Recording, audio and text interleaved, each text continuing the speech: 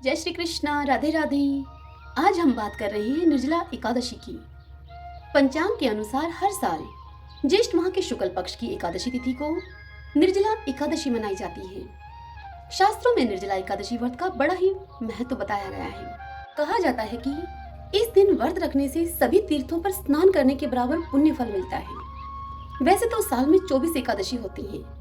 इन 24 एकादशियों में निर्जला एकादशी विशेष महत्वपूर्ण मानी जाती है। निर्जला एकादशी का व्रत सभी मनोकामनाओं को पूर्ण करने वाला बताया गया है। इस दिन किए गए पूजन व दान पुण्य से अक्षय पुण्य की प्राप्ति होती है। मान्यता है कि भगवान विष्णु का आशीर्वाद दिलाने वाली सभी एकादशियों में निर्जला एकादशी का व्रत सबसे कठिन होता है। इस व्रत में पानी पीना वर्जित माना जाता है, इसलिए इसे निर्जला एकादशी कहा जाता है।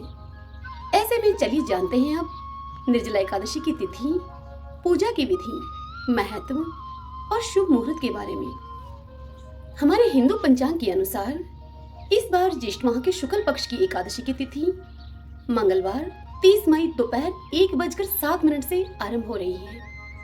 ये तिथि अगले दिन यानी कि 31 मई दिन बुधवार रहेगा। उस दिन दोपहर 1:45 पर यह तिथि समाप्त हो जाएगी। ऐसे में इस बार निर्जला एकादशी का व्रत 31 मई 2023 को मनाया जाएगा। अब जानते हैं निर्जला एकादशी के दिन पूजन का शुभ मुहूर्त क्या रहेगा। तो देखिए, 31 मई को पूजन का शुभ मुहूर्त रहेगा सुबह 5:24 से सुबह 8:51 तक। दूसरा शुभ मुहूर्त रहेगा सुबह 10:35 से और दोपहर के 12:19 तक। यह पूजन के लिए 2 मुहूर्त बताए हैं मैंने आपको। आप इनमें से किसी मुहूर्त में भी आप पूजन कर सकते हैं। अब बात आती है कि पारण कब करें। निर्जला एकादशी व्रत के पारण का मुहूर्त रहेगा गुरुवार को 1 जून को सुबह 5:24 से सुबह 8:10 तक। इस व्रत का पारण आप अवश्य कर लें। अब जानते हैं निर्जला एकादशी के दिन पूजा किस प्रकार से करें। निर्जला एकादशी के दिन ब्रह्म मुहूर्त में उठकर स्नान आदि से निवृत्त हो जाएं। उसके बाद पीले वस्त्र पहनकर भगवान विष्णु का स्मरण करें और उनकी पूजा करें। फिर ओम नमो भगवते वासुदेवाय मंत्र का जप करते रहें और अपने व्रत का संकल्प ले लें। उसके बाद धूप, दीप, नैवेद्य आदि 16 चीजों के साथ भगवान का पूजन करें, अर्थात भगवान का षोडशोपचार पूजन कीजिए और रात को दीपदान करें। पीले फूल और फलों को भगवान को अर्पित करें। भगवान श्री हरि से पूजन करने के पश्चात पूजन में हुई त्रुटियों के लिए उनसे क्षमा याचना कीजिए। शाम को पुनः भगवान विष्णु की पूजा करें और रात में भजन कीर्तन करते हुए जमीन पर विश्राम करें। फिर अगले दिन सुबह उठकर स्नान आदि करें और इसके बाद ब्राह्मणों को आमंत्रित करके उन्हें भोजन कराएं। वस्त्र, दान, दक्षिणा अपनी सामर्थ्य के अनुसार दें, जिससे कि वह संतुष्ट हो सके। इसके बाद व्रत का पारण करें, सभी को प्रसाद खिलाएं और स्वयं भी भोजन करें। मान्यता है कि निर्जला एकादशी का व्रत रखने और भगवान विष्णु की पूजा करने से समस्त पाप मिट जाते हैं, साथ ही दुख और कष्ट भी दूर होते हैं। इसके अलावा इस व्रत के पुण्य प्रभाव से व्यक्ति को मृत्यु के बाद स्वर्ग में स्थान मिलता है। लेकिन कई लोगों को व्रत रखने के बाद भी इस व्रत का पूर्ण फल नहीं मिल पाता है, क्योंकि वो जाने अनजाने में ऐसी कई गलतियां हैं जो वो कर बैठते हैं। निर्जला एकादशी के व्रत के दौरान भक्तों को एक दिन पहले ही अर्थात दशमी तिथि को शाम को भोजन नहीं करना चाहिए। इस दिन केवल फल और तरल खाद्य पदार्थ जैसे कि पानी और जूस आदि ही ग्रहण करें। एकादशी व्रत के नियम के मुताबिक पारणा के बाद ही जल ग्रहण किया जाता है। व्रत का पारण शुभ मुहूर्त में ही करें। निर्जला एकादशी व्रत में जल के त्याग का नियम है। यही कारण है कि निर्जला एकादशी का व्रत कठिन व्रतों में से एक बताया जाता है। इस व्रत के दौरान रात्रि में शयन न करें, अर्थात रात को सोए नहीं, रात्रि जागरण करें। भगवान विष्णु और माता लक्ष्मी का ध्यान करें।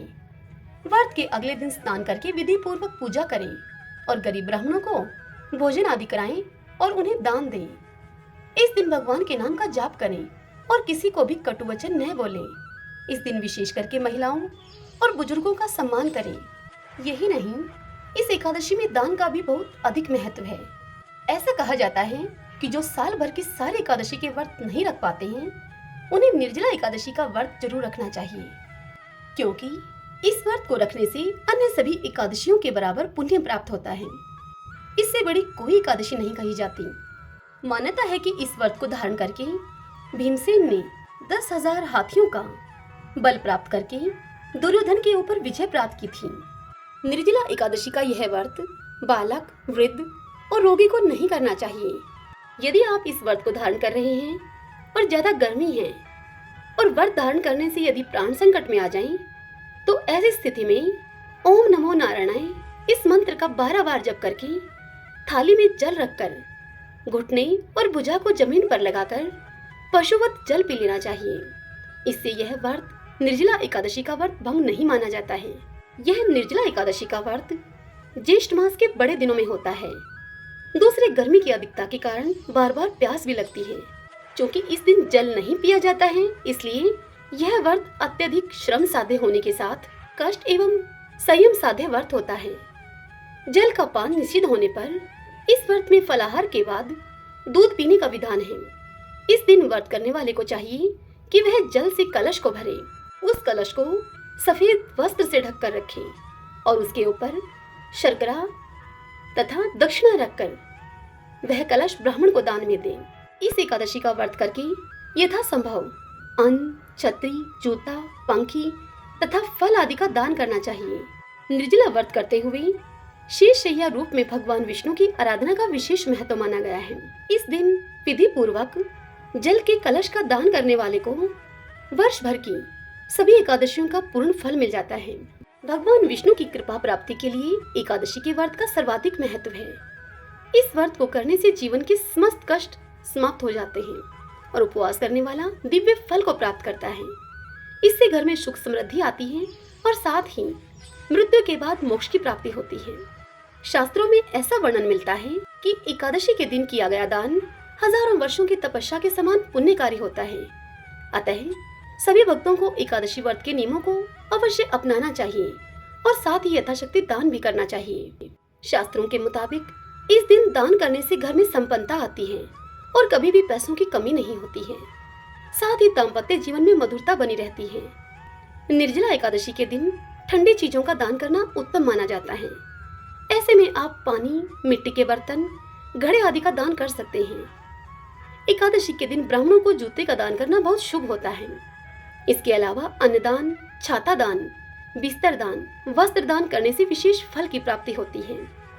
इस दिन जल से भरपूर फलों और सब्जियों का दान करना चाहिए, जैसे कि आम, खीरा, लीची, तरबूज, खरबूज। इन चीजों का दान करने से पुण्य की प्राप्ति होती है।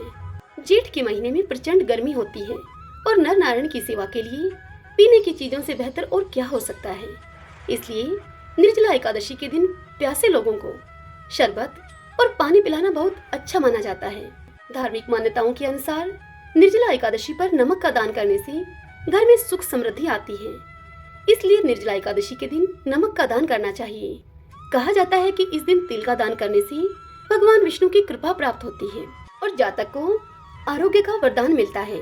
निर्जला एकादशी के दिन तुलसी के पूजन का विशेष महत्व होता है। इसलिए शाम के समय तुलसी के पौधे में घी का एक दीपक जलाएं और 11 बार तुलसी जी की परिक्रमा लगाएं। इस दिन भोग के लिए पंजीरी का प्रसाद बनाया जाता है और इस प्रसाद में तुलसी के पत्ते अवश्य डालने चाहिए। इससे परिवार में आ रही कठिनाइयां दूर होती हैं और सुख समृद्धि का वास होता है। निर्जला एकादशी के दिन भगवान विष्णु को एक नारियल के साथ थोड़ा सा बादाम चढ़ाना चाहिए। आशा करती हूँ कि यह जानकारी आपके लिए उपयोगी सिद्ध होगी। हरे कृष्णा।